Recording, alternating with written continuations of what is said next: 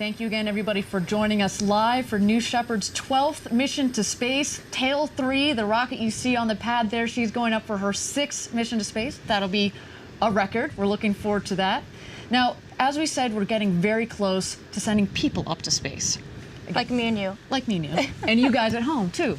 But to realize that mission of human space flight, as well as all the other things that we're working here at Blue, so that's New Glenn, our orbital rocket program, Blue Moon, our engines program, we need the right team.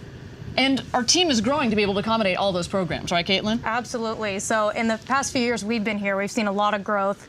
And now we're almost 3,000 strong, and we're getting to the point where we don't recognize everyone in the hallways. That's okay. Yeah, it's fine. New friends. New friends. Very smart friends. Very smart. So if our mission excites you, everything we've talked about today, we encourage you to apply now at blueorigin.com/careers. So when you grow in people, you grow in programs, you also need to grow in your facilities. So we wanted to cut to a video to show you some of our facilities across the United States. So here we are, beautiful West Texas. You recognize it here. We didn't quite recognize it this morning when you drove and barely could see anything. But this is home to our engine testing program as well as New Shepard. There you see our BE-4 engine on one of our many test stands down here in Texas, as well as our New Shepards live down here. So this, actually the rocket you see in that video, that is New Shepard as she was being rolled out to the pad. And then the next tail that we have down here, of course, will be taking people up to space. And of course, in Cape Canaveral, we have the New Glenn rocket factory. That's our orbital vehicle that will launch out of LC-36 on the Cape there. So here you have a peek inside our factory. We are building New Glenn right now. This year, we'll actually have the massive 7-meter fairing, the first one complete, which is fantastic. We're about to see a video of that shortly.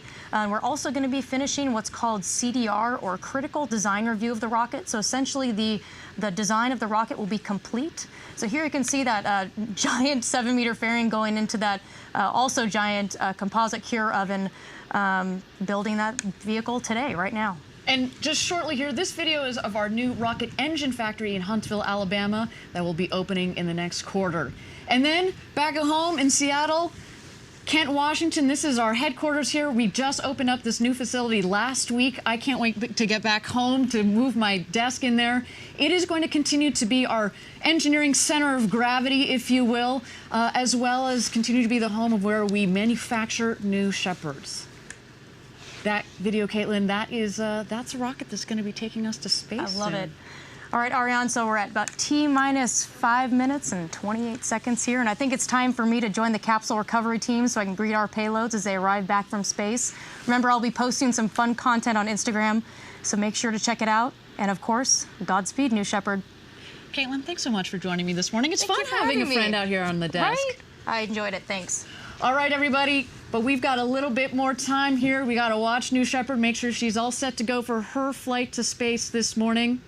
Now, at T-minus 2 minutes, the rocket is going to go into autonomous mode. That's when we throw the show over to her.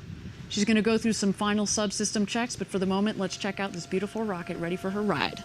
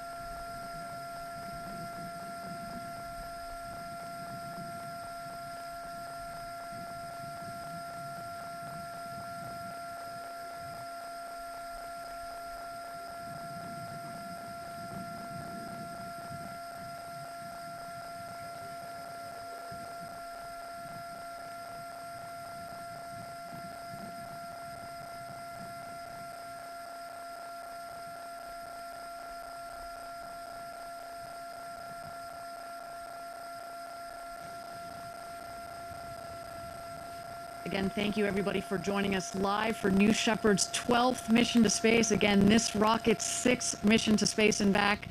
Very exciting. Now, as we mentioned, at T-minus 2 minutes is when we turn the show over to the rocket. She's fully autonomous, which means from T-minus 2 minutes through launch, through landing, The show is all hers. Of course, we've got our team in mission control that have their eyes glued to the screens to make sure that everything is going well.